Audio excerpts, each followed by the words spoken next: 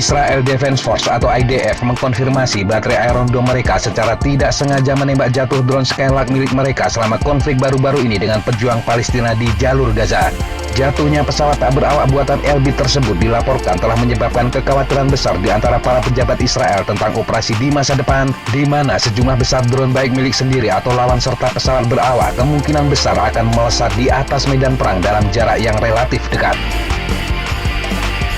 Surat kabar Israel Haaretz adalah yang pertama melaporkan penembakan tidak disengaja tersebut dan kemudian diakui oleh IDF. Tidak jelas kapan insiden itu terjadi dan berapa banyak drone yang ditembak jatuh, serta berapa sistem pertahanan Iron Dome yang mungkin hancur dalam pertempuran baru-baru ini. Yang jelas IDF pada 17 Mei 2021 mengumumkan Iron Dome untuk pertama kalinya membunuh drone milik pejuang Palestina termasuk drone bunuh diri baru bernama Sehab. Juru bicara IDF mengatakan insiden tersebut sedang diselidiki.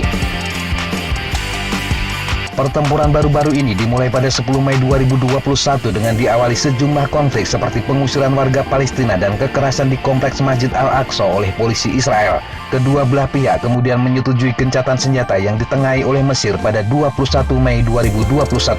Dalam pertempuran tersebut diperkirakan 4.300 roket diluncurkan pejuang Palestina ke arah Israel. Sementara Israel sedikitnya melakukan 1.500 serangan udara ke wilayah Gaza selama hampir 2 minggu.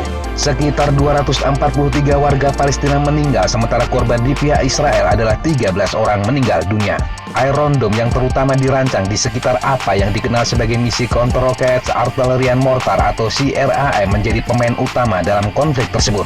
Sistem ini mencegat ratusan roket yang masuk dengan rudal pencegat tamirnya.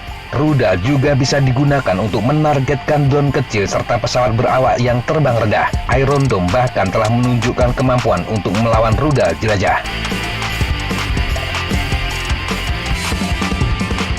Tidak jelas model Skylark mana yang ditembak jatuh, tetapi IDF diketahui mengoperasikan Skylark 1 yang dirancang untuk diluncurkan dengan tangan melalui sistem seperti ketapel dan dioperasikan oleh tim kecil. Dengan berat hanya 7 kg, drone itu kecil, efisien dan praktis, tidak terlalu mencolok di udara.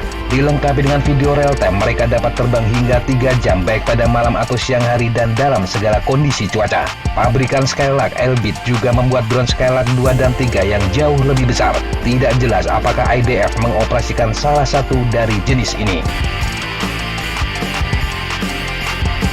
Haaretz melaporkan insiden tersebut mengkhawatirkan karena keseluruhan rencana tempur IDF yang disiapkan dalam beberapa tahun terakhir didasarkan pada pertempuran multidimensi dengan koordinasi yang erat antara pasukan darat, udara, dan laut. Surat kabar itu menulis penembakan pesawat tak berawak menimbulkan keraguan apakah IDF cukup siap dan memiliki kemampuan yang diperlukan untuk melakukan pertempuran dalam waktu lama tanpa merugikan pasukannya sendiri. Selama konflik Israel-Gaza, maskapai sipil masih terbang di langit Israel setelah pejabat mengatakan bahwa Iron Dome memiliki kemampuan untuk membedakan antara pesawat lawan dan yang tidak mengancam.